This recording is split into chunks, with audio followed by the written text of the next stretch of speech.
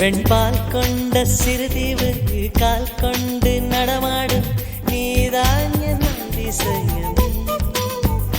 உலகில் ஏழல்ல அதிசயங்கள் வாய் பேசும் பூவே நீ எட்டாவது அதிசயமே. வான் மிதக்கும் கண்கள் தேன் தெறிக்கும் கண்ணங்கள் பால் குடிக்கும் மதரங்கள் அதிசயமே. நங்கை கொண்ட விரல்கள் அதிசயமே. நகம் என்ற கிரீடம் அதிசயமே. அசையும் வளைவுகள் அதிசயமே.